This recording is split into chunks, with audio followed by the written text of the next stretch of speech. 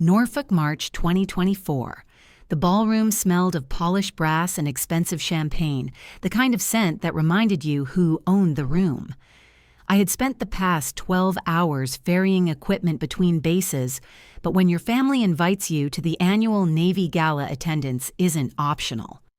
I stood near the bar, still half in my flight mindset, listening to a circle of men laugh too loudly at jokes that had stopped being funny decades ago. Then Dylan raised his glass. My half-brother, the family's golden boy, looked perfectly at home under the chandelier light, his uniform pressed to perfection, ribbons aligned like he was born wearing them. "Ladies and gentlemen," he said to my sister Avery, the bravest civilian pilot the Navy's ever seen. The room laughed. The word civilian landed like a dart. I smiled, small and sharp, the kind that hides the sting. The microphone on stage was still live. His voice echoed through the speakers, reaching every corner of the hall. I saw people glance at each other, unsure if they were supposed to laugh again. Then a young ensign near the punch bowl muttered, just loud enough, "At least Barbie saved more lives than he ever will." The laughter turned nervous at first, then genuine. Dylan froze, caught between pride and embarrassment. I felt the flush climb his neck. I didn't move, didn't correct him, didn't save him. I simply checked my watch. 2,200 hours. Right on time. The radio inside my clutch buzzed an emergency alert search and rescue code RED. The irony almost made me laugh. Duty doesn't wait for dinner parties. I set my glass down carefully beside the untouched dessert plate. Dylan tried to cover his awkwardness with a smirk. Running off already. "Another joyride?" he asked. "Something like that," I said, reaching for my coat. But this one might involve actual courage. A few officers choked on their wine. Someone whispered my call sign under their breath, too quietly for Dylan to hear. I walked toward the exit heels, clicking across marble that reflected the chandeliers like frozen stars. Behind me, the band struck up another song, pretending the moment hadn't happened. The air outside bit cold against my face as I stepped into the night. The valet blinked when I traded the gown's shimmer for the matte fabric of a flight jacket. My hair was still pinned, but the headset fit fine. The hangar lights at NAS Norfolk glowed in the distance, cutting through the fog like a promise. The crew was already prepping the Black Hawk rotors, turning slow, and heavy blades catching drops of mist like silver lines. "Ma'am, you sure you're cleared to fly tonight?" the mechanic called. If I waited for permission, people would still be waiting for rescue, I said, climbing aboard. The engines roared low and steady, drowning out the memory of laughter. Through the cockpit window, I could still see the ballroom's faint light across the bay. Somewhere in there, Dylan was probably explaining himself to a crowd that had already moved on to dessert. I didn't care. There were 6 missing men out there and weather rolling in fast. As the helicopter lifted, the city lights stretched beneath me, the reflection of a world too comfortable to notice storms until they hit home. I felt the shift inside me, the same calm that had carried me through every impossible flight, the same instinct that had kept me alive when orders said otherwise. Wind slammed against the fuselage, rattling metal and nerves alike. I adjusted throttle and pitched steady hands over controls I knew better than my own pulse. The radio crackled. "Locke, this is base command. Visibility's dropping below safe threshold." I smiled to myself. Then good thing I'm not waiting for permission. The words hung in the cabin, steady and defiant. Out there beyond the storm line, a distress beacon blinked faint red. I pushed forward, engines cutting through air thick as seawater. For a moment, I thought of Dylan's toast, the smirk, the laughter, the word civilian dressed up as an insult, and I felt nothing but focus. In this seat, above the chaos, titles didn't matter. The storm didn't care who you were. It only cared if you could fly through it. And that was one thing I knew better than anyone. I glanced once at the reflection in the glass gown swapped for gear lipstick, faded eyes steady. People in that ballroom would still be debating my worth by breakfast. They'd never see this part. That was fine. They didn't need to. By the time they woke up, I'd be back mission-logged, crew-safe storm survived. Let them laugh. They'd learn soon enough that Barbie wasn't built for display. She was built to fly. Morning sunlight spilled through the wide windows of my mother's house, soft and deceptive, as if the night before had been nothing but a bad dream. The place smelled of cinnamon coffee and polished furniture, the kind of domestic calm that made you forget how loud the world could be. Margaret sat at the head of the breakfast table, pearls already in place, though it was barely 8. She looked up from the tablet and sighed, the way people sigh when they want an apology without asking for it. "You left the gala before dessert," she said, tapping the tablet as if it were a gavel. People noticed. I poured coffee slow enough to make her wait for a response. "I had a call," I said. "An emergency flight." She frowned as if emergencies were choices. Dylan entered from the patio, crisp uniform, not a wrinkle on him. He looked too awake, too pleased with himself. "Morning, hero," he said. "The paper already called you that." Front page. Margaret turned the tablet around, headline gleaming. Female pilot rescues 6 officers in midnight storm. The photo wasn't flattering, all wet gear and salt on my face, but it was real. She tilted her head. "Apparently, someone leaked that you were flying last night." I stirred my coffee. "Good. Saves me a call." Her mouth opened, then closed. Dylan chuckled, though it sounded tight. "They didn't mention me, not even in the footnotes. Maybe they thought you were still at the party." I said calm. He smirked, but his eyes flicked down. The silence that followed was thicker than the coffee. Margaret tried to fill it. "You know how gossip spreads. Your father's old friends read this sort of thing. They might think you were showing off." I met her eyes. "I was saving people from drowning, not fishing for approval." She inhaled sharply, the kind of breath that comes before a lecture. "Avery, you have to think about perception. The Navy is already delicate about women in command." Dylan nodded as if she were his commanding officer. "You should listen to her. You push too hard, people start talking." "They already are," I said. "And they're talking about the 6 who are alive, not about me." I stood to refill my mug. Margaret's gaze trailed after me, evaluating. "I just wish you'd make things easier for yourself. Wear something softer when you're on duty. Those jumpsuits make you look so severe." I set the mug down, smile polite. Hard to match heels with a Black Hawk. Dylan choked on his toast. Margaret blinked as if I'd spoken a different language. "You're impossible." I've been called worse. The sound of the clock filled the space between us. I sat again this time, facing the morning light. My reflection in the window looked steadier than I felt. Dylan cleared his throat. "For what it's worth, the article makes it sound like you're some kind of legend." "Spectre 9, that's the call sign they used. Thought that was classified." "It was," I said, until someone decided to sell the story. "You think I'd do that?" he said too fast. "Do you usually deny things before I ask?" He opened his mouth, closed it again, then reached for his phone as if the screen could shield him.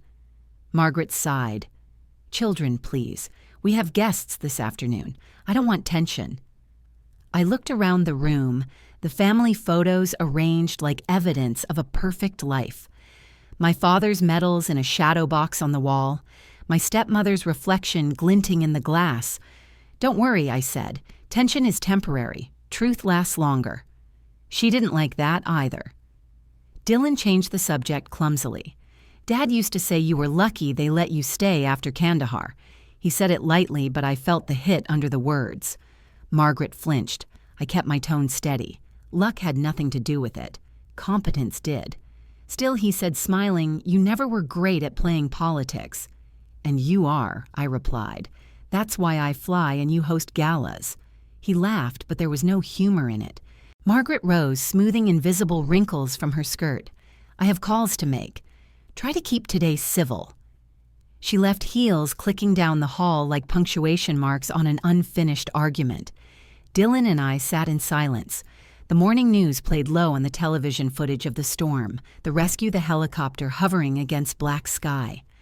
My voice came through the reporter's mic, calm under static. Dylan turned up the volume just enough for me to hear the anchor say my name. "You should be proud," I said. "That I'm related to a headline," he asked. "That you're related to someone who still does the job," I said. Some of us prefer action to image. He smiled brittle. You think this uniform is just for show? Sometimes it's hard to tell. He pushed back from the table.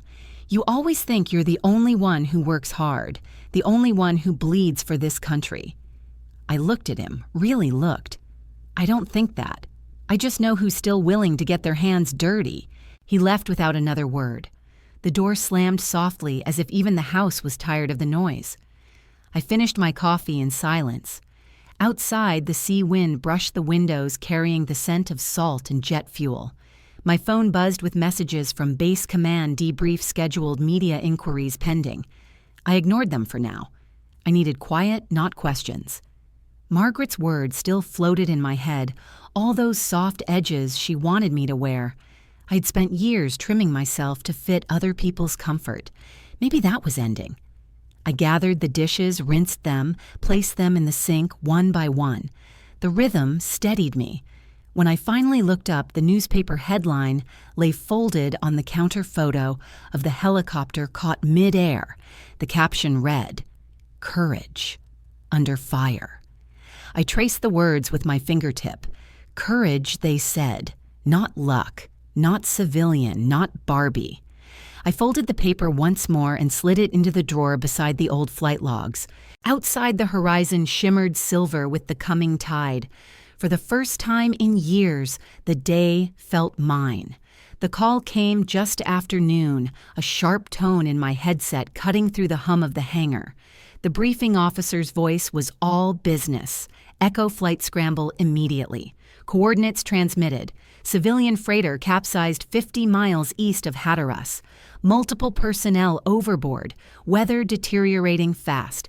I was already halfway to the Black Hawk before the words finished. The air outside tasted of metal and salt. Clouds rolled low like bruises. My co-pilot, Lieutenant Ramos, handed me the flight manifest while the crew loaded rescue gear.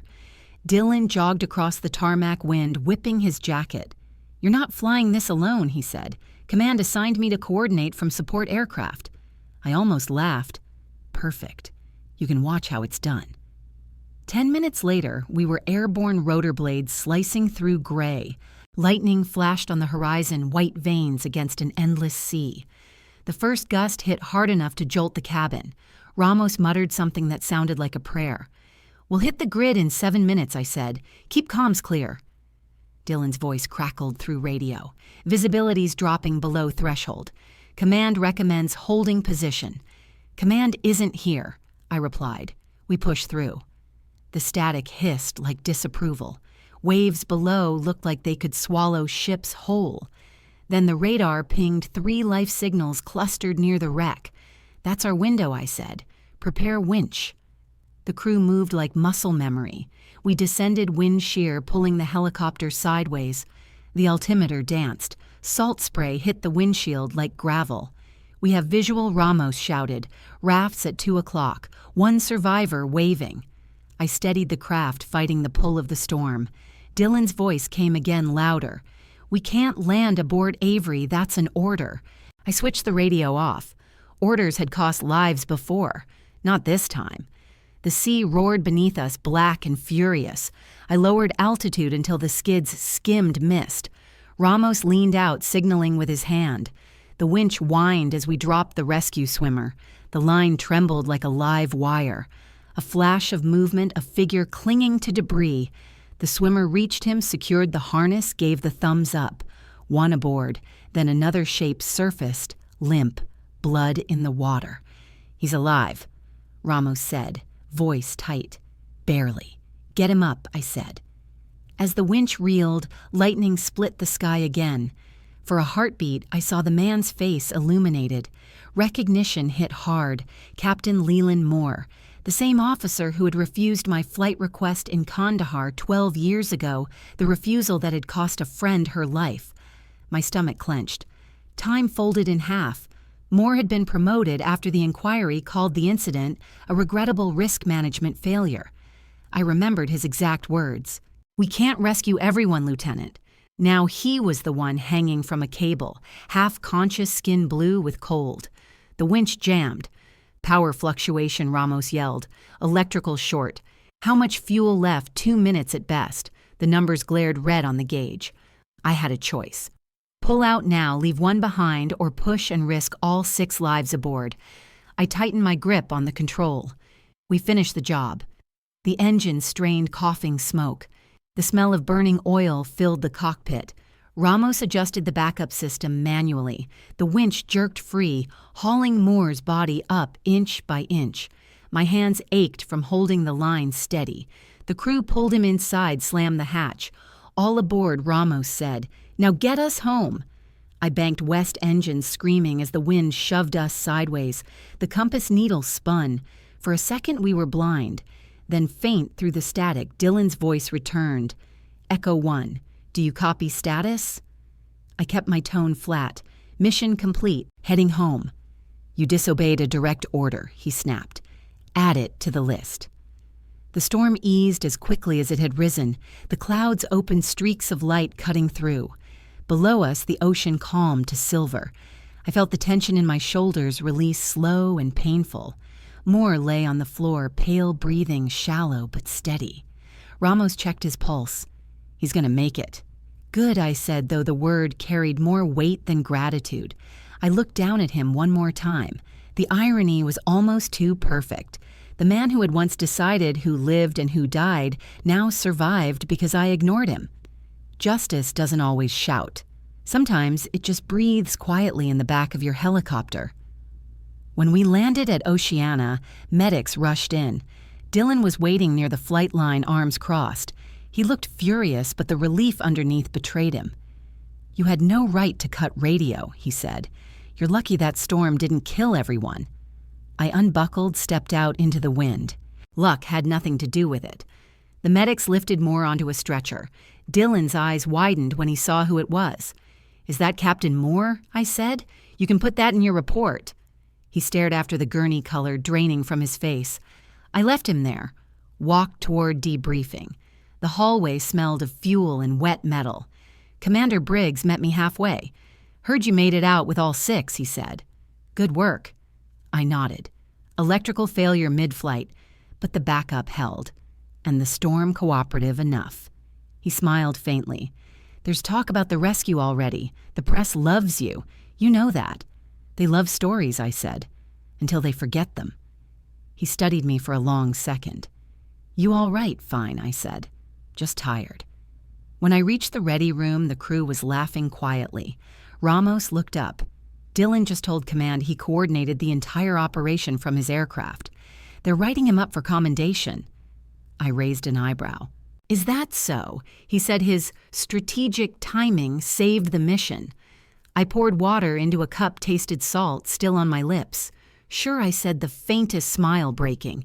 He did all the heavy lifting from the stretcher. The room erupted. It felt good to laugh again, brief and unguarded. Outside, the sunset turned the hangar glass into mirrors. I saw my reflection there, uniform still, damp eyes clear. The day had taken everything from me and handed it back in a different shape. I thought of Moore, unconscious but alive, of the storm that had tried to keep us down, and of Dylan's voice fading behind static. Some lessons I realized you teach without speaking. Some debts you repay in silence. And sometimes the only reward worth having is the quiet knowledge that the sky itself knows your name. By Wednesday morning, the base cafeteria was unusually quiet. Phones were out, screens glowing, everyone pretending not to stare at me as I walked in. The first clue came when Ramos tried to hide a grin behind his coffee mug. "You've seen it?" he asked. Seen what I said, reaching for a tray. He turned the phone around. A shaky cockpit, video night vision, green storm clouds flashing outside. My voice came through the comms, calm and steady. We finished the job. Then the shot of the winch hauling survivors in the camera, trembling with wind. At the end, a glimpse of the patch on my shoulder, Spectre 9.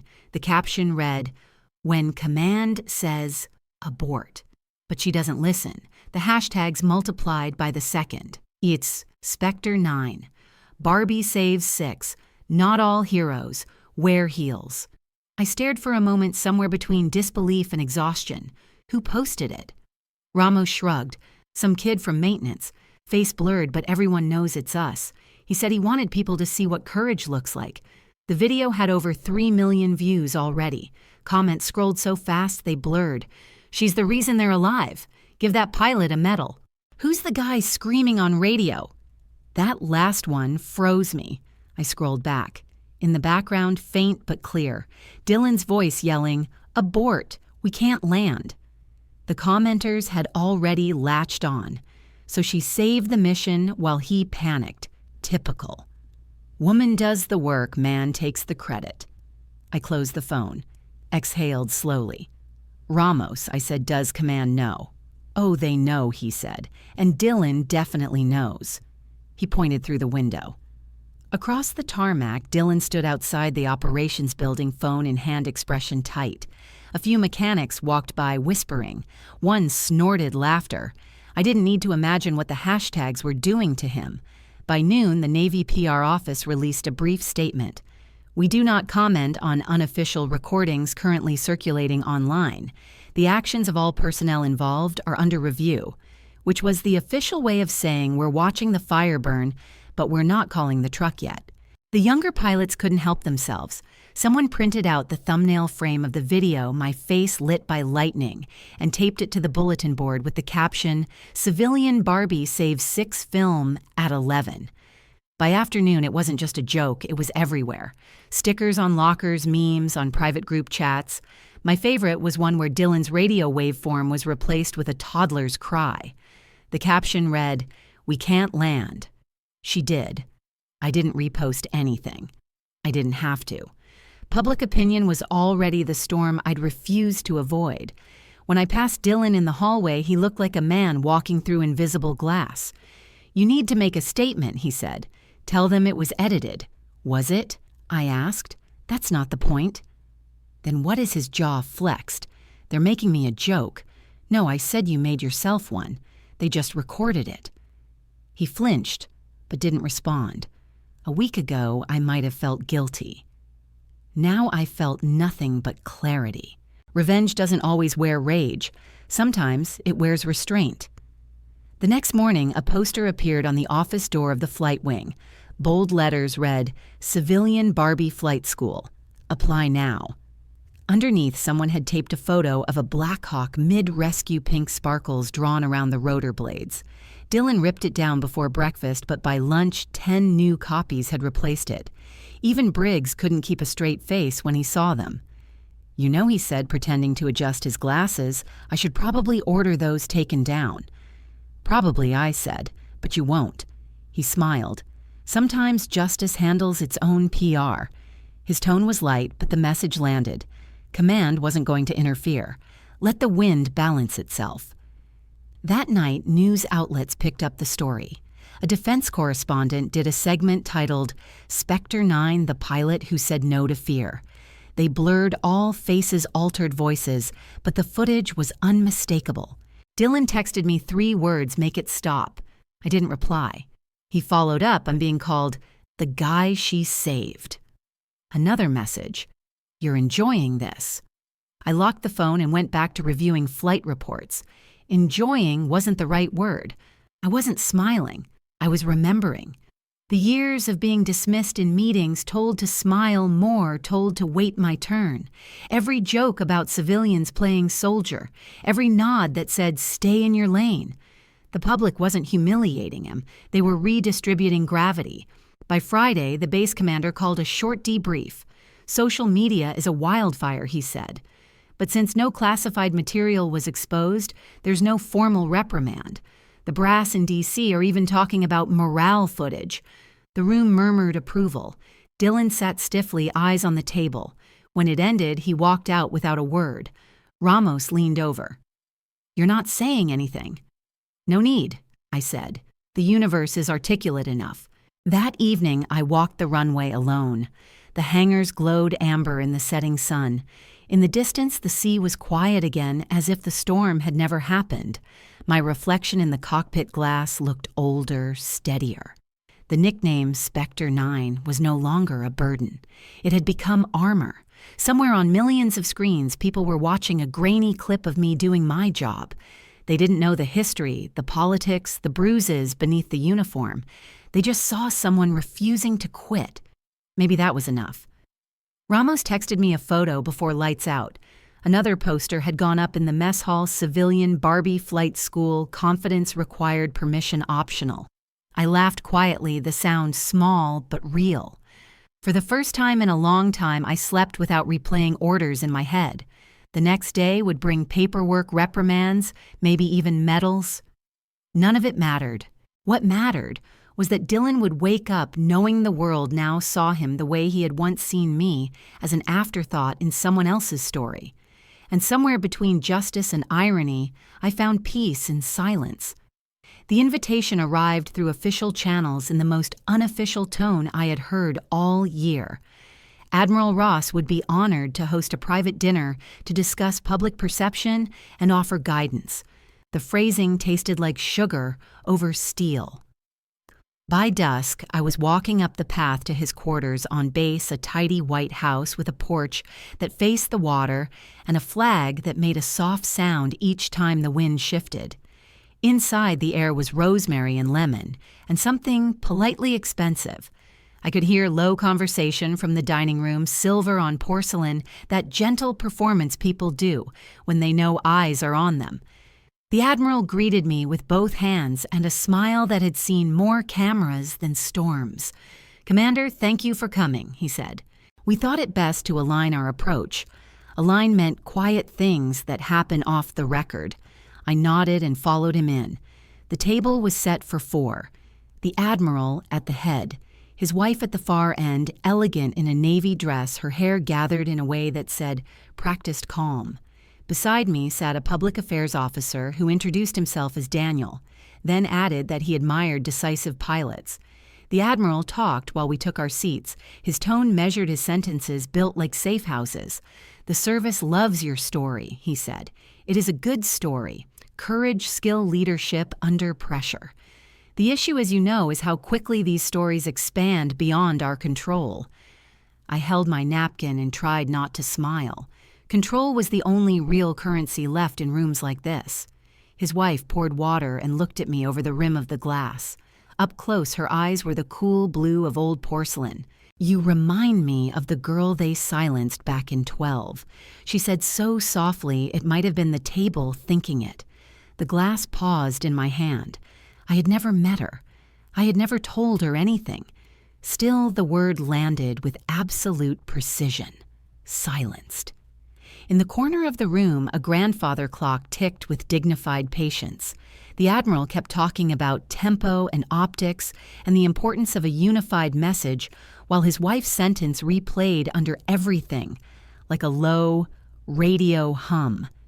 When soup arrived, he leaned forward.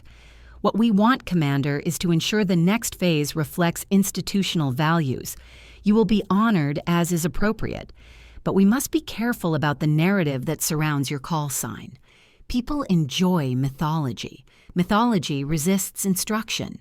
His wife set down her spoon. "What he means is that once a story starts flying, it rarely lands where you planned." I looked at her and said thank you. Then to the Admiral, I added that I was happy to provide flight logs and allow the record to show team credit. He smiled with relief the kind men wear when their plan survives, the first contact with honesty. The public affairs officer produced a printed outline of talking points. It was careful. It was bland. It was designed to make no one angry and everyone a little bored. I agreed to most of it because I could say anything in front of cameras, and the only words that would matter in the long run were the ones spoken by the people who had been pulled from the water. Still, the wife's sentence kept tapping at the back of my thoughts like a fingernail on glass. When the main course came, she finally addressed me directly. "My friend Margaret speaks highly of you," she said. "She says you have a remarkable way of turning difficult weather into simple decisions." The fork stopped halfway to my mouth. "Margaret, my stepmother." The Admiral cut his steak. His voice was mild. "Yes, my dear wife and Margaret go back years. They volunteer together. They have done impressive fundraising." He chewed thoughtfully and then added without looking up that families can be such assets in shaping reputations. The air grew a degree colder inside my lungs. I set the fork down and folded my hands. I asked the Admiral's wife how long she and Margaret had been close. She smiled with a softness that could have come from kindness or training. Long enough to know she wants the best for her son. I felt something align in the quiet. The speed with which the gala video had found the right ears, the angle of the early press questions about my past, the way Dylan's name kept appearing on lists he had not quite earned. I heard myself ask whether Margaret had ever shared stories about my deployment in 12. The wife tilted her head. Not in detail. Only that command chose discretion and that you were better suited for support roles after. She said it like a compliment and like a verdict. The Admiral kept his gaze on his plate. He began to talk about institutional memory, how rumors harden into policy if left long enough in the sun. I sipped water to hide the heat in my face. I thanked them for their concern. I said I was grateful for the opportunity to align. The public affairs officer nodded as if I had passed a test with a perfect score. Dessert arrived something delicate that looked like it would shatter if you breathed too hard. The wife leaned toward me again, and her voice dropped to a whisper that was almost kindness. Be careful which friends speak for you. I set down my spoon. In my head, a map unfolded the lines between social clubs and duty stations and charity dinners. Not just family leaning on tradition, but a net strung tight enough to catch a career and pull it toward whichever dock suited the story of the day. The Admiral asked if I had any concerns about the press conference next month. I told him I had none. I told him truth travels at its own speed. He looked pleased and also uneasy, which is the honest expression of any leader who has tried to choreograph a storm. We moved to the sitting room for coffee. Framed photos lined the mantel. Ships at sea.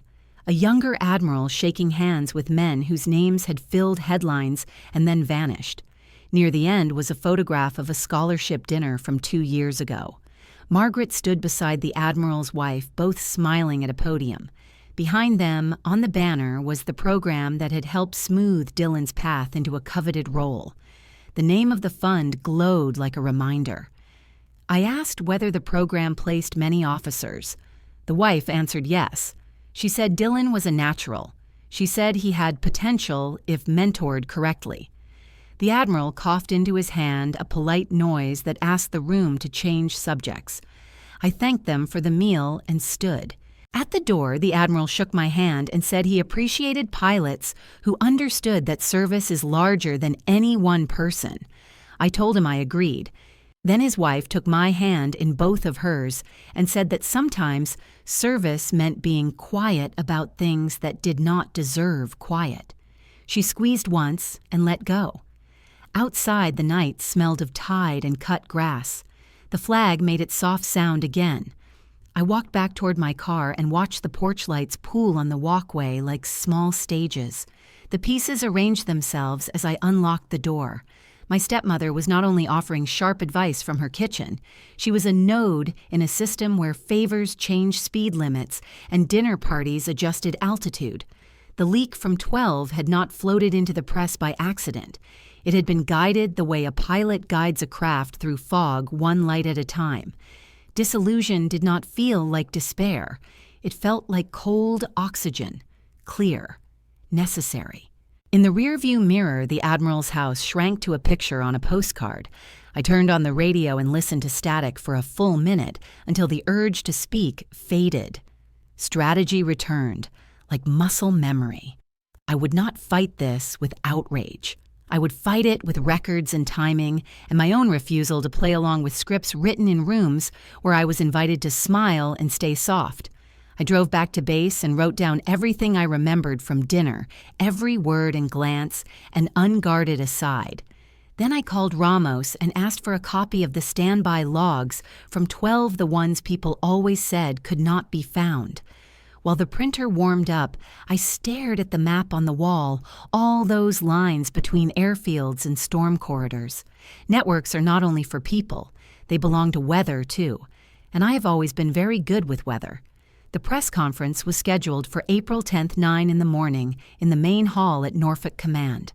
The invitation list read like a who's who of military media, defense, news, Navy Times, PBS, a few national outlets that only showed up when there was a medal or a scandal. I had spent the previous night in the ready room with Commander Briggs, reviewing the flight records I had kept sealed since the rescue. Every frame of radar, every radio transcript, every voice pattern time-stamped and verified. My instinct was to keep them quiet to let the storm fade on its own, but Briggs leaned across the table and said, "Let truth fly." His voice carried the calm of someone who had learned that silence is never as neutral as people pretend. That morning, I wore full-dress uniform ribbons and place shoes, polished to the kind of shine you only get after an hour of remembering why you're standing there at all. Reporters were already gathering when I arrived. Flashbulbs flared in little bursts of artificial daylight. Dylan stood near the podium, pale jaw locked, pretending to check his notes. Margaret was in the second row, camera ready, wearing the kind of smile that waits for applause. I took my seat beside Briggs, who leaned close and said, "When they ask who led the mission, do not speak first. I'll handle it." I nodded, though I wasn't sure what he planned. The room quieted when the Admiral entered, shaking hands with sponsors, journalists, anyone who could keep the story polite. The moderator gave the introduction listing the timeline of the rescue. The casualties avoided the incredible coordination of the Oceana unit. Applause followed. Dylan rose before he was called, moving toward the microphone with the confidence of a man rehearsing redemption. It was a team effort, he began. Our pilot's Briggs's voice cut clean across the room. "Sit down, Lieutenant." The pause that followed was surgical. Cameras turned like radar dishes. Dylan froze halfway between pride and panic. Briggs continued, "She's the reason you're alive." His finger pointed toward me, steady, deliberate. The words hit the air and stayed there hovering. The silence cracked into murmurs, then applause, then the sharp click of shutters. Someone gasped. Another whispered, "That's her." The moderator tried to recover the script, but the story had already changed shape.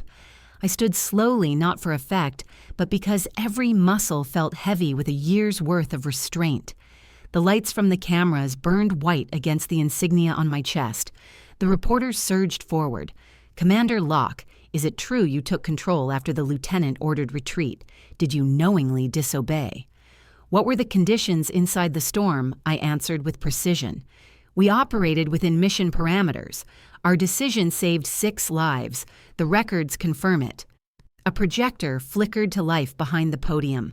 Briggs had cued the data I thought we'd keep sealed. Flight path, voice transcripts, timestamps, every line of truth, displayed like a heartbeat. Dylan's voice echoed through the speakers, panicked, repeating, "We can't land." Then my voice, calm, measured, "We finished the job." The room fell utterly still. Margaret's hand went to her mouth. The Admiral shifted in his seat, realizing this was no longer a PR session, but a reckoning. The reporters wrote faster, the sound of pens and keystrokes filling the gaps. One asked Commander Locke, "Were you aware this footage would be released?" "No," I said. "But accuracy deserves an audience." Briggs smiled faintly, his eyes never leaving the crowd. When the clip ended, the applause wasn't just polite, it was visceral, that rare sound people make when respect and surprise collide. The Admiral rose and said the words I had waited 12 years to hear. "On behalf of the United States Navy, we acknowledge Commander Avery Locke for her exemplary courage and decisive leadership. Without her actions, this mission would have ended in tragedy." The cameras turned again. The light from them hit like heat, but it didn't burn. I could feel the exact moment the narrative realigned.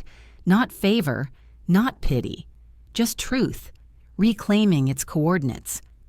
Across the hall, Dylan sat small in his chair, his name dissolving in the noise. I almost felt sorry for him until I remembered every smirk, every meeting where he called me Barbie with a grin that invited laughter. Justice didn't always need cruelty. Sometimes exposure was enough. At that same moment, in a house 20 miles away, Margaret poured herself a glass of Merlot and turned on the television. She saw the banner across the screen, Commander Avery Locke, honored for heroic rescue. The camera cut to me, standing beside the Admiral. When Briggs said she's the reason you're alive, Margaret's hand slipped. The glass hit the tile crimson, spreading like a confession. Her phone buzzed. One message from the social circle she valued more than blood. Your Barbie just made national news. She didn't reply. By the time the clip replayed on every channel, Dylan's photo had been cropped from the hero frame. Social media carried it faster than any official wire. Spectre 9 trended again this time with headlines that read, "From mockery to medal." The public had found its symmetry. Back in the hall, a reporter asked the question I hadn't expected but should have. Commander Locke, how do you feel about the nickname civilian Barbie now? I met his gaze. It served its purpose, I said. Every label reveals more about the person using it than the one wearing it. Laughter rippled through the room, but beneath it was something quieter understanding. Briggs ended the session with a firm thank you, then turned to me. You did good, he said. Truth flies better than fiction. Outside, the wind had picked up again, banners snapping against their poles. As I walked down the steps, the press followed with flashes and shouts, but I barely heard them. I looked toward the bay where the water reflected pieces of the sky. Somewhere between those reflections, I found a kind of stillness. A few younger officers waited near the exit, saluting as I passed. One said, "Ma'am, my sister wants to join aviation now. She says Barbie makes it look easy." I smiled. Tell her it's never easy. That's why it's worth doing. By afternoon, the story was everywhere. Networks looped the moment Briggs told Dylan to sit down. Commentators called it a lesson in quiet leadership. Even retired generals weighed in praising composure under scrutiny.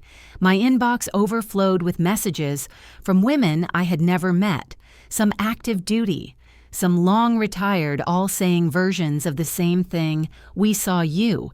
Thank you for not disappearing. I read everyone. I didn't reply to most, not because I didn't care, but because silence this time felt earned. That evening, I sat alone in my quarters watching the replay on mute. Without sound, it looked like a film about balance, the uniformed figures, the bright stage, the calm face, holding its ground. I thought of the years between Kandahar and Norfolk, the demotions, the whispers, the dinners, where I was told to stay grateful. It took exactly 12 minutes of truth to level 12 years of manipulation. I closed the laptop and let the room go dark, except for the line of light under the door where the hallway hum still lived. Somewhere, Margaret was realizing that her network had a hole in it. Somewhere, Dylan was learning that respect cannot be lobbied for, it must be survived into. And somewhere in the storm catalog of my own memory, a voice whispered again, steady as it had been that night over the radio. We finished the job. The difference now was that the job finally felt complete. By the next morning, the story had stopped belonging to the base and started belonging to the country. Headlines stretched across every major outlet. Spectre 9, the pilot who wouldn't abort. The Defense Department announced a formal review into the leak, though no one seemed particularly eager to find the source. The public loved it too much. On the news ticker beneath my face, the words read, "Heroism under pressure." By noon, the commentary shows were replaying the moment Briggs told Dylan to sit down as if it were a movie clip. One anchor said, "That's the calm authority the public wants to see." Another replied, "And that's the face of modern command." The irony was that they were both right, but neither knew how much it had cost to hold that calm. At the hangar, life moved forward in small, practical ways. The helicopters still needed checks, paperwork still needed signatures, and coffee still tasted like burnt steel. Yet something in the air had changed. The mechanics nodded a little slower when I walked by, like they were recalibrating how to address me. Ramos was already at the Black Hawk, leaning against the side with a grin too wide to be innocent. "You've seen it," he said. "Seen what I asked." He pointed to the fuselage. Just under the cockpit window, a new sticker gleamed against the matte paint.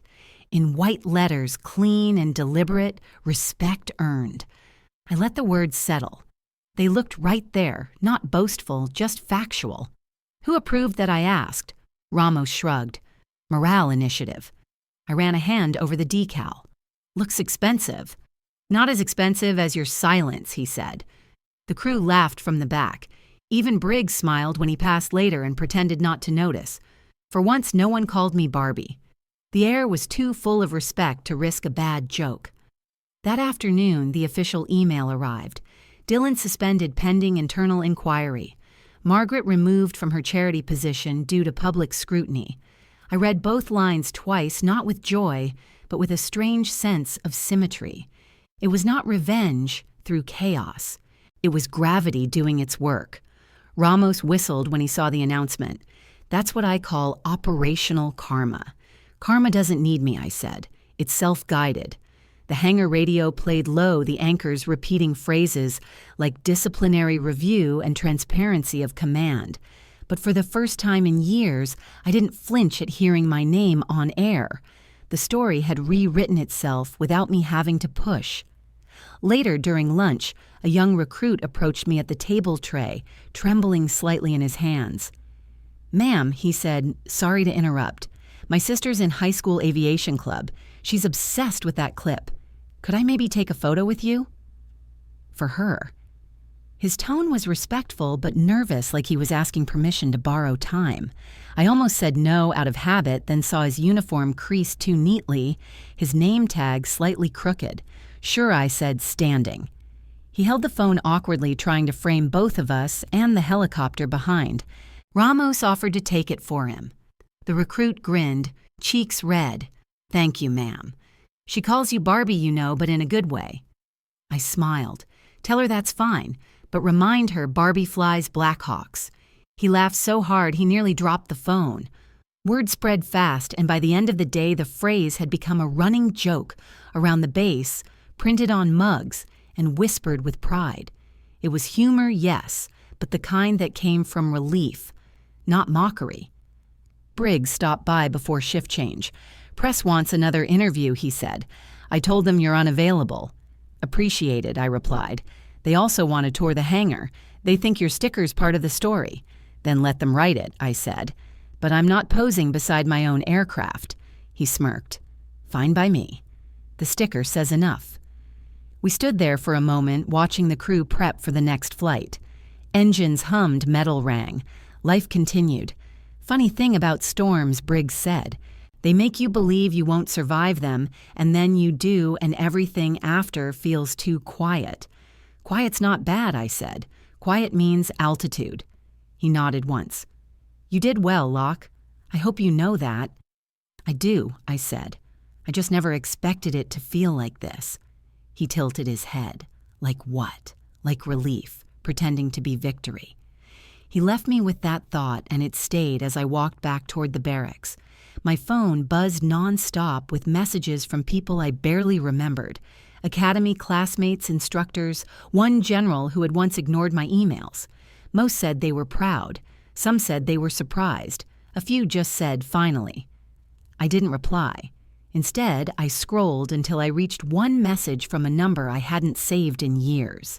It read, "You made history, Avery. You always would have." It was from Captain Leland Moore, the man I had saved in the storm.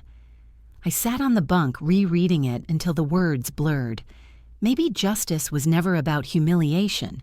Maybe it was about reversal, the kind that doesn't announce itself with thunder, but lands quietly, decisively. Outside, the sky was clear enough to see the training jets crossing over the water, silver arrows heading home. A technician passed by the open door, calling out, "Hey, Commander, they're repainting the tail section tomorrow. Want to keep the sticker?" I answered without hesitation. "Absolutely. Some things deserve to stay visible." He saluted and left. For the first time since the rescue, I allowed myself to breathe all the way down. The exhaustion wasn't heavy anymore. It felt earned, honest. Revenge had done its work, but what lingered was something cleaner, an equilibrium. Before lights out, I stepped outside again.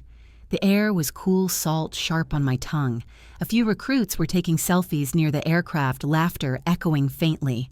One called out, "Commander, want to join?" I shook my head, smiling. "You kids have the angle right already." The laughter followed me back toward the barracks, bright and uncomplicated. Inside, the sticker gleamed faintly through the hangar window. Respect earned. I whispered it once under my breath, not as a boast, but as a benediction. Then I switched off the light and let the quiet hold. The knock came just after dawn, that sharp two-beat rhythm that only came from someone trained to use doors like orders. I was reviewing flight maintenance logs, half a mug of cold coffee beside me, when the sound froze the room. When I opened the door, Dylan stood there in civilian clothes, looking like someone who had run out of uniforms and excuses. His face was pale, his hair unkempt, his eyes red, the way pride looks after too many sleepless nights. For a second, neither of us spoke. He finally said, "They told me you'd be here early." "They were right," I said. "What do you need?" His throat moved before his voice did. "Help me fix this." I almost laughed. The words were fragile, like he didn't believe them himself. He looked smaller than I remembered, not in height, but in certainty. Behind him, the base was waking up engines, starting flags, rising the sound of life, moving forward without permission. "Fix what exactly?" I asked. "Everything he said. My suspension hearing is next week. They're saying I jeopardized the mission, that I tried to claim command credit. I didn't think it would go this far. I didn't think—" He stopped, searching for language that could make failure sound less final. "You didn't think it would have consequences," I finished. "No," he said, voice cracking. "I didn't think it would destroy everything." I leaned against the doorframe. "It didn't destroy everything, just illusions." He rubbed his hands together, a habit he had when he lied. "Avery, please. I just need a statement. Something that says we both made the call. That it wasn't insubordination."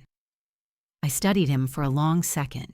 The hallway light flickered, the kind of small technical failure that happens in old buildings and perfect metaphors. "You want to rewrite the story again," I said. "No, I just want the truth." "The truth already spoke," I said. "You just didn't like the accent." He flinched at that. The silence stretched until it became something heavy enough to breathe. I finally said, "Come with me."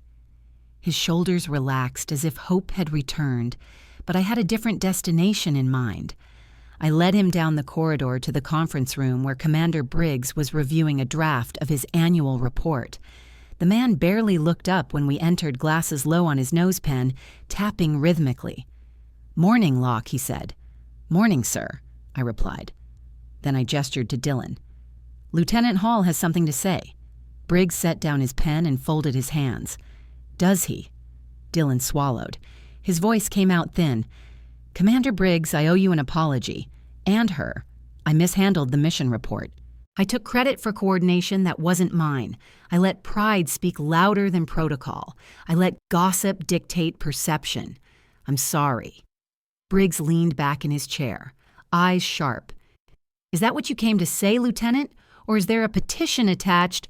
"No," Sir Dylan said quickly. "I'm just trying to make it right." Briggs nodded once, then looked at me. "Well, Commander Locke, sounds like you have the floor." I met Dylan's eyes. "You don't fix disrespect," I said quietly. "You outlive it." The words didn't rise, they landed. He blinked as if he hadn't heard them right then, lowered his head. I understand he murmured, though the tone said he didn't. Briggs scribbled something on his notepad and said, "That's Spectre 9 for you. Surgical, even in revenge." Dylan looked like he might argue, then realized the futility. There are no debates left when the evidence has already been signed, sealed, and televised. I turned to Briggs. "Permission to return to duty, sir." He waved a hand. Granted. Dismissed. But as I turned to leave, Briggs said quietly, "Lieutenant, one piece of advice. The only way to earn respect back is to stop asking for it." Dylan nodded, though it looked more like surrender than agreement. Outside, the wind carried the smell of jet fuel and sea salt, familiar and grounding. Dylan followed me halfway down the hall before stopping. "Avery," he said softly, "I didn't mean to ruin things. I just wanted to matter." I paused. You did matter, I said.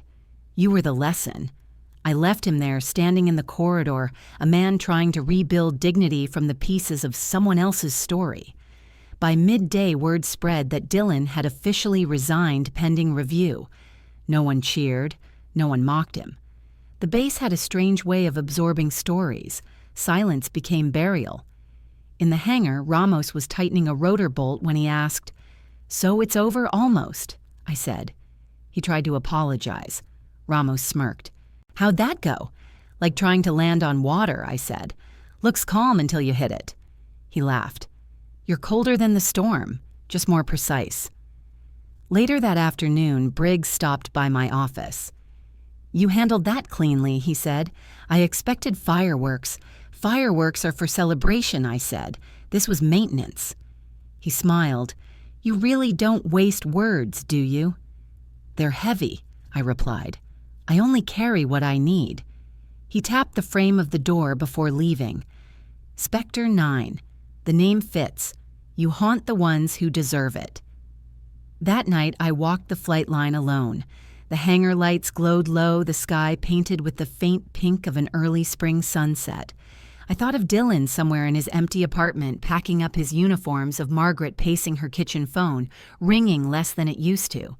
There was no pleasure in their fall, only confirmation. Actions have a gravity that no one escapes. Revenge, when done right, doesn't feel triumphant. It feels balanced. A mechanic crossed my path, saluted, and asked if I'd be flying tomorrow. "Every morning until the weather stops me," I said. "And when it doesn't," he asked. "Then I'll stop it," I said. He grinned, probably not understanding, but sensing something in the rhythm. When I reached the helicopter, I placed a hand on the side where the decal still shone faintly. Respect earned. The metal was cool against my palm. For the first time, I realized the decal wasn't just for me. It was a mirror for everyone else to see themselves differently. I closed my eyes and took one long, steady breath. Justice didn't need applause. It just needed to land. The promotion orders arrived on a Tuesday at 700, printed on heavy paper that smelled faintly of ink and inevitability, the Defense Department letterhead raised like a ridge under my fingers.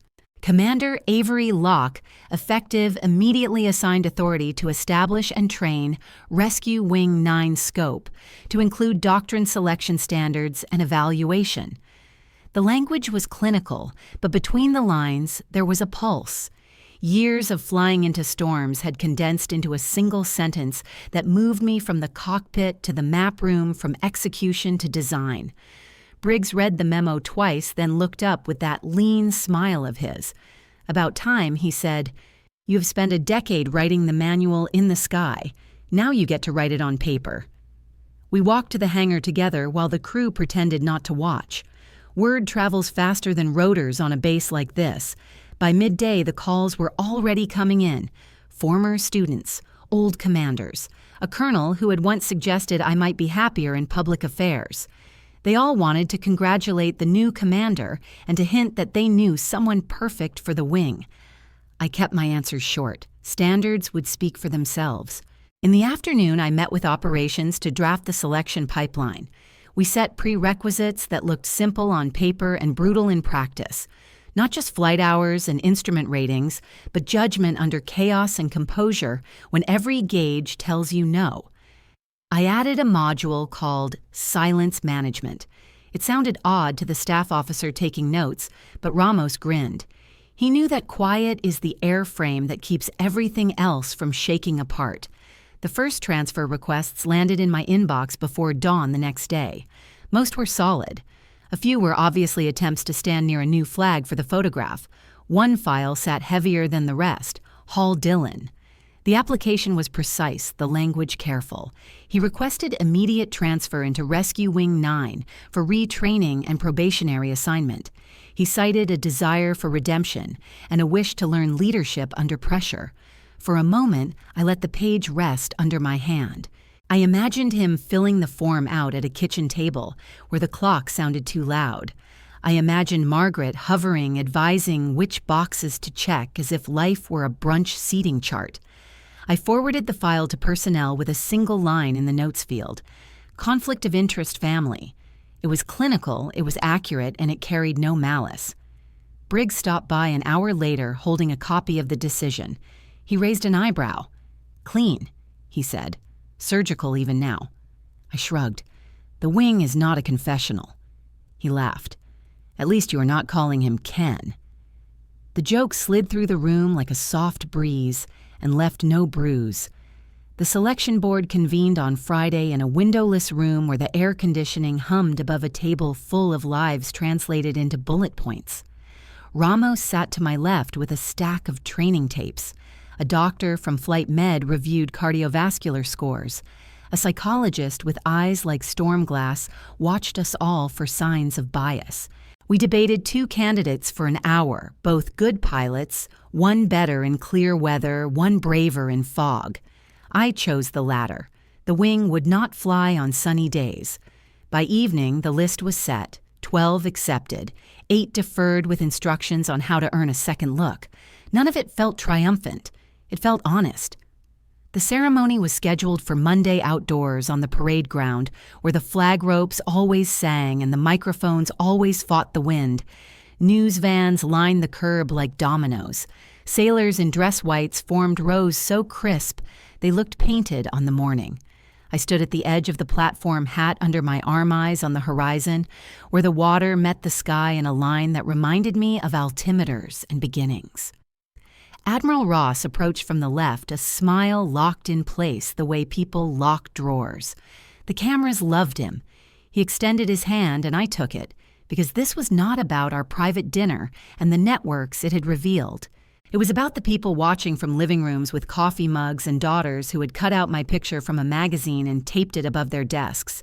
Photographers shouted for us to hold the handshake. We did. His grip was firm, mine steady. To my right, Briggs stood like a weathered landmark, eyes narrowed against the glare. When the announcer read my name and new rank, the applause rolled across the field like warm rain. I felt the weight of the insignia as it was pinned to my uniform, not as decoration, but as instrument. The Admiral leaned forward for the benefit of the microphones. On behalf of the United States Navy, he said we recognize Commander Avery Locke for leadership in crisis and for taking command of Rescue Wing 9. The cameras moved in. The lights were bright and did not blink. I kept my face composed and my breathing slow and thought about flight checks. The moment Briggs had told me, truth would fly. A shout rose from the back where the younger aviators stood in their cluster. They had brought a small sign hand, painted and not entirely professional, respect earned. The letters looked steadier than the cardboard deserved. Somewhere in the crowd, a reporter asked if I had a message for young pilots. I said the same line I had told the kid in the cafeteria. It will never be easy. That is the reason it matters. The ribbon cut. The band played. The formalities proceeded with the clockwork sincerity of military pageantry. And yet within the choreography, there was an undertow that pulled the story toward balance. Every lens had caught the handshake. Every microphone had recorded the title. Every network would run the footage of an admiral compelled by duty to offer public respect to a woman whose quiet refusal had redefined the arc of a mission and a career. After the ceremony in the receiving line, people offered congratulations and small confessions. A chief petty officer said his daughter had stood up to a teacher who insisted girls were better suited to ground crew. A retired pilot with hands that shook told me he wished he had flown like me when it counted. A young woman in cadet blues asked if the wing would consider applicants outside the traditional pipeline. I told her to send me her scores and her hours and her reasons. Then I told her to send me the thing that scares her and how she flies through it. Later, under the shade of a tent, Briggs lifted a paper cup of coffee. To wings, he said. To weather, I answered. We both drank. My phone buzzed with a new email. Personnel had closed the ticket on Dylan's transfer request. The note read, processed as filed. No appeal. I stared at the words until they settled. Some sentences are not heavy. They are final. As the crowd dispersed, I walked to the edge of the field where the wind off the bay smelled of salt and possibility. The decals on the Blackhawk caught the light. Respect earned gleamed like a truth that required no witness. Admiral Ross approached once more, this time without cameras. His voice was softer and more human. "You did well up there," he said. "The handshake, I mean." I smiled without showing teeth. Handshakes are easy when you are not carrying the wrong weight. He nodded once, accepting the line for what it was, then turned away. In the distance, a training pair lifted off in perfect tandem, two black shapes rising against a sky the color of clean steel. Power rarely announces itself, I thought. Sometimes it just stands very still while someone else realizes which way the current flows. I breathed in steady and deep, the way you breathe before a takeoff. The wing awaited. The map room had a blank wall that would soon be filled with routes and risks and the math of courage. I would build a place where silence kept crews calm and standards taught arrogance to sit down. I would hire people who understood that storms are not enemies but tests. I would write a line of doctrine that said humor is allowed in the debrief room because joy is a kind of fuel. And when candidates asked about the motto of the wing, I would point to the sticker and to the lessons that had earned it. Respect is not granted. Respect is flown into being. The thought settled with a clarity that felt like altitude. The ceremony had given the public its picture. The work would give the picture a purpose. Power plus reversal. That was the arc. That was the air.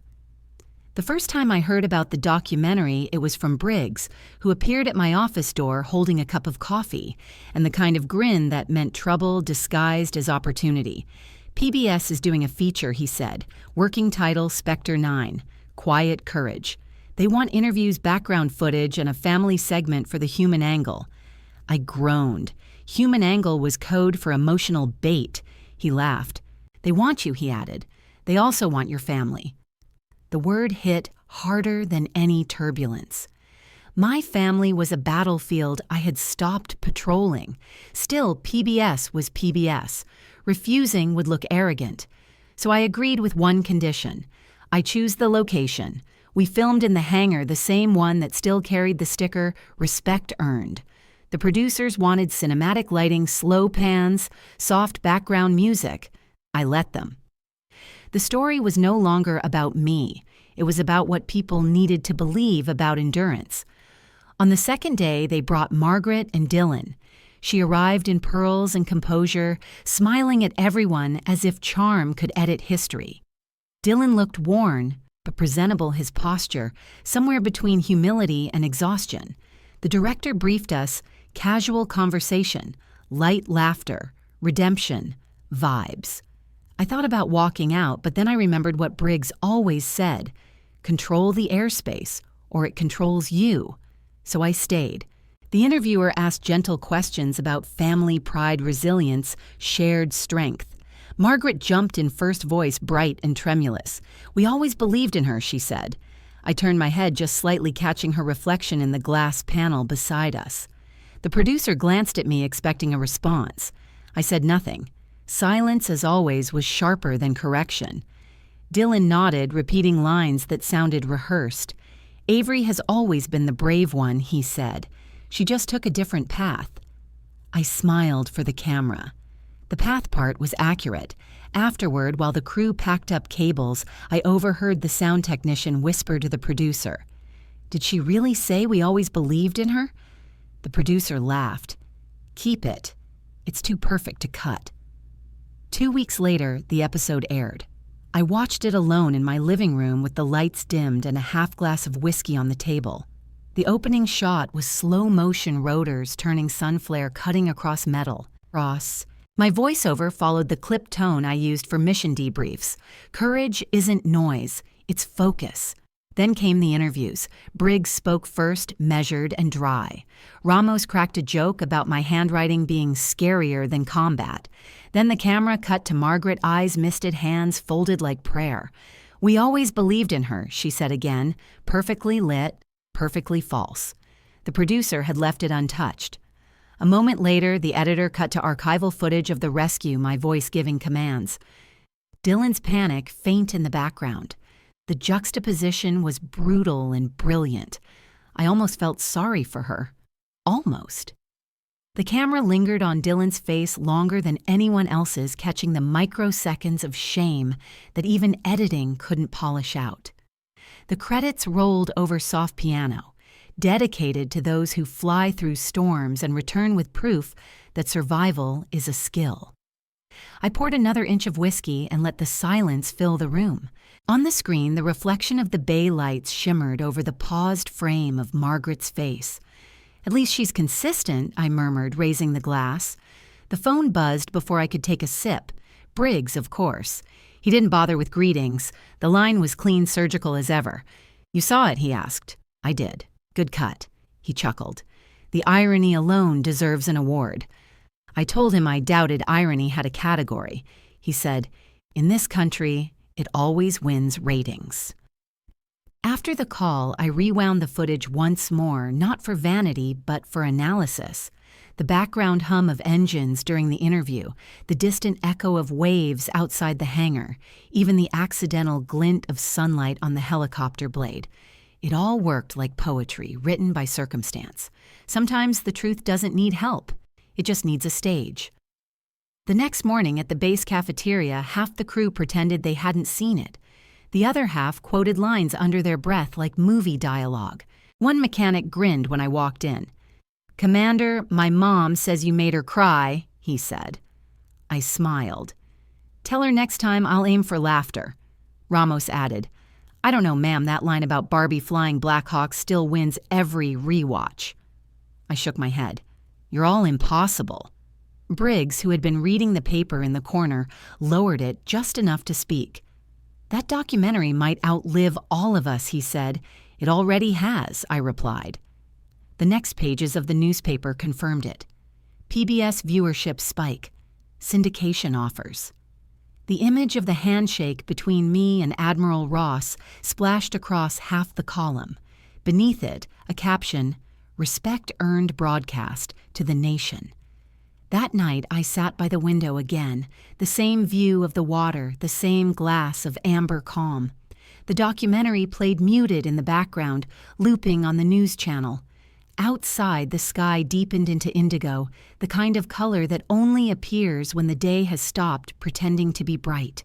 I thought of Margaret somewhere rehearsing new lines for new audiences, of Dylan keeping his head down in some civilian job, of the endless circle of stories people tell themselves to survive the truth they once denied. I let the glass tilt in my hand, light catching the rim.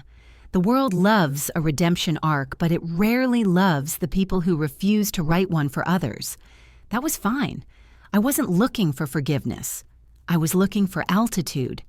As the credits rolled again, I whispered into the quiet, not for the camera, not for anyone. At least she's consistent. The line hung there, dry, amused, complete. Outside, the distant hum of engines traced the night, like a reminder that stories like flights eventually level out. The sky forgives nothing but rewards endurance.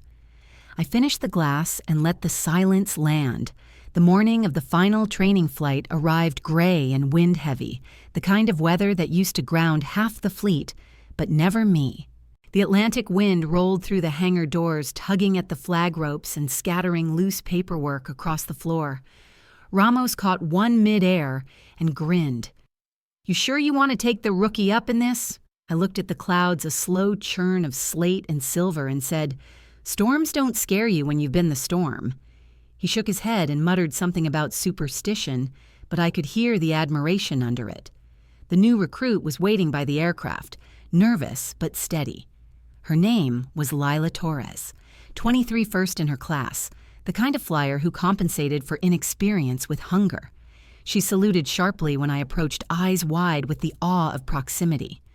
"Ready for your check flight, Torres?" "Yes, ma'am," she said, voice a notch higher than confidence but firm enough to pass. "Then let's earn the sky." We lifted off just before 9 rotors, carving the wind into obedience. The air was rough, the kind that tested balance more than skill. I watched her hands on the controls, small adjustments precise as breath. "Good," I said. "Anticipate the crosswind, not react to it." She nodded, teeth clenched in focus. As we climbed through the low cloud layer, The world below vanished. Only the instrument spoke. I could feel the shift inside her, that quiet panic every pilot meets when the horizon disappears. "Trust the seat," I said softly. "Trust what you built." She nodded again, and the tremor in her hands smoothed out. Outside, lightning flashed faint but distant. The storm was only flirting. At 2,000 feet, the wind hit hard enough to rattle the cabin. I felt it in my ribs, a memory disguised as motion. Kandahar, 2012. The desert heat, the alarms, the voice on the radio telling us to stand down while men waited bleeding in a field of dust. The order I disobeyed. The flight that saved lives but cost me a stripe. The first time I learned that sometimes survival requires mutiny. The same lesson now lived in my muscle memory, passed invisibly through my voice to the woman flying beside me. "You feel that pressure?" I asked. She nodded. "That's not danger. That's proof you're alive. Hold it steady." The helicopter leveled storm beneath, calm within. I watched her shoulders settle, her breathing match the rhythm of the rotors. She was learning not just to fly, but to belong to the air. When we descended through the clouds, the coastline appeared again, the base stretching like a memory reintroduced to daylight. Torres exhaled audibly. "First storm always feels like betrayal," I said. "Then it starts to feel like forgiveness." She smiled, unsure if it was a joke or a philosophy. Maybe both. We landed smooth skids, kissing the tarmac like punctuation at the end of a long sentence. When the engines wound down, she turned to me, cheeks flushed with relief. Did I pass? I looked at her hand, steady now on her lap, at the faint smear of grease on her sleeve, at the light in her eyes that only shows up when fear turns into ownership. "You flew better than I did my first storm," I said. She grinned. "Then you must have had a good teacher." I smiled at that, letting the weight of it settle where pride and humility meet. As we walked back toward the hangar, Ramos waved from the door, holding up his phone. "Message for you, Commander. It's from Briggs." I took it, the screen glowing against the gray daylight. The text was simple. "You made the sky safer. That's the best revenge." I read it twice, the words landing clean and quiet. Briggs had retired 2 weeks earlier. No ceremony, just a folded uniform and a bottle of bourbon shared in his office. His kind of goodbye. I typed back, "Thank you, sir." The wind's still listening. Then I slipped the phone into my pocket and looked at the training field. Lila was already helping another recruit check fuel gauges, her laughter sharp against the hum of engines. The cycle continued, storms, birthing steadier pilots' mistakes, turning into doctrine. The hangar smelled of oil and rain, familiar, eternal. Ramos joined me by the doorway, both of us watching the sky. "You ever gonna take a break?" he asked. "Maybe," I said. "When the weather does?" He laughed. "Then never." I let the silence stretch between us until the sound of a distant helicopter filled it again. The new generation was already airborne. Good, I thought. The world always needs someone in the sky when it starts to break apart. That evening after the debrief, I stayed behind in the flight room. The light was low golden, reflecting off the framed photo on the wall. Kandahar Unit 2012. 7 faces mine, among them younger and angrier. I traced the edge of the glass with a fingertip. "You'd like this, Briggs," I whispered. Order out of chaos. Maybe that was what legacy really was. Not medals or titles, but systems that taught others to avoid your mistakes. Outside the storm that had threatened all day, finally arrived rain, slamming against the roof in rhythmic applause. I opened the hangar doors wide. The air smelled of salt and ozone. For a moment I stood there, drenched but still. Closure doesn't always feel like an ending. Sometimes it feels like altitude you earned inch by inch. I thought again of Kandahar, of the men I pulled from the wreck, of the command I lost and the one I gained by not breaking. The circle had closed itself. Somewhere Briggs would be smiling at his phone, reading my last message, nodding at the sky. "You made the sky safer." I whispered it back to the wind, a benediction, a signature. Inside, the lights flickered once, then steadied. The sticker on the helicopter gleamed under the rainwater. Respect earned. The same words, the same truth still there long after the noise faded. I wiped a hand across the metal water, streaking into thin silver lines. Torres's laughter echoed faintly from the barracks, young and alive. I smiled, closing my eyes for a breath that felt like peace. The sky outside roared, and I felt no fear, only continuity, only flight, only the calm of someone who had finally taught the storm how to listen. The dawn light over Virginia Beach came in soft and pale, the kind of gentle gold that forgives everything it touches. My house sat close enough to the shoreline that the windows breathed with the tide. Each morning began the same way. I rolled out the mat by the glass doors, stretched into silence, and let the sound of the ocean replace the hum of engines that had lived in my head for 20 years. The rhythm of the waves was its own flight path, steady, predictable, merciful. When I stood at the end of the routine, the sunlight caught the wall above my desk. The medals hung there quiet as they should be beside the framed photo of the Kandahar team. 7 faces, 5 still alive. The contrast between the medal and the paper always made me smile. One glowed because it had been polished. The other glowed because it remembered. On the shelf below them sat a small wooden box that had arrived last week. No return address, but a familiar handwriting. I had not opened it at first. Today felt like the right day. The envelope inside carried the weight of apology without the arrogance of request. The paper smelled faintly of cedar. The writing was simple. You were right. Respect is earned. There was no signature, but the slant of the letters made the author obvious. Dylan. I read it twice. The first time as proof, the second as closure. Then I carried it outside, barefoot on the cool sand. The waterline shimmered with the first flight of gulls heading toward the horizon. I held the letter above the wind until the flame from the lighter caught the edge. The paper curled orange, eating white words, dissolving into ash. When the last corner fell, I whispered into the breeze.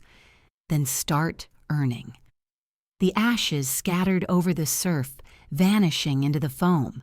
The sea had always been better at endings than people. Behind me, the faint sound of rotors grew distant but familiar. I turned to see a training helicopter from the base sweeping low across the water. The pilot dipped the nose in acknowledgement, a small salute from the air. Even from the ground, I could see who it was, Lila Torres, now wearing her instructor stripes. She waved through the cockpit window, a bright hand against the glare. I raised my coffee cup in return. The circle had closed cleanly. The student had become the sky. Inside, the morning news murmured from the television I had forgotten to turn off. A rerun of the PBS documentary filled the room.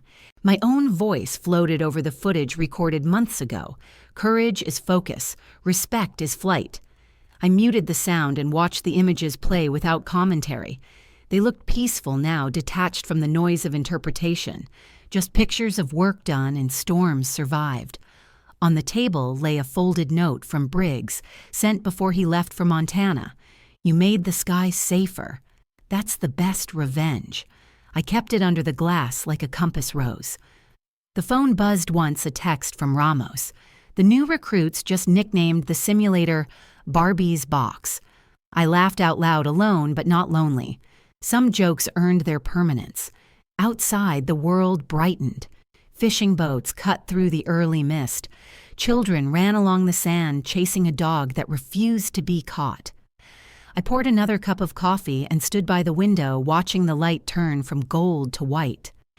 Peace, it turned out, was not silence. It was the absence of need to explain. I thought about the girl I had been in 2012, angry at systems and storms, and about the woman standing now calm enough to let the horizon define itself. Life had a strange way of rewarding endurance with perspective. The ocean roared softly, and I whispered back a habit I had never quite broken. We made it. Somewhere above, another chopper crossed the coastline, sunlight glancing off its tail. The sound faded into the distance, blending with the sea until the two became one long breath. I looked at the empty space where the letter had been and felt nothing but lightness. Closure was not the absence of conflict. It was the understanding that you no longer owed the storm your fear. I stepped outside again, the sand cool under my feet. The air tasted clean. The flight path overhead drew a perfect line toward the rising sun. My reflection in the window caught the metals behind me glinting like quiet witnesses. I said softly, almost as if narrating to the wind, he called me civilian Barbie. But truth has a way of flying higher than pride. The words carried easily lifted by the morning breeze drifting over the water until they were indistinguishable from the sound of the waves. I stood there until the sky turned the same pale blue as the insignia I used to wear, and for the first time in years, I felt entirely weightless. If you have ever been called less than what you are, share this story. Quiet justice is still justice.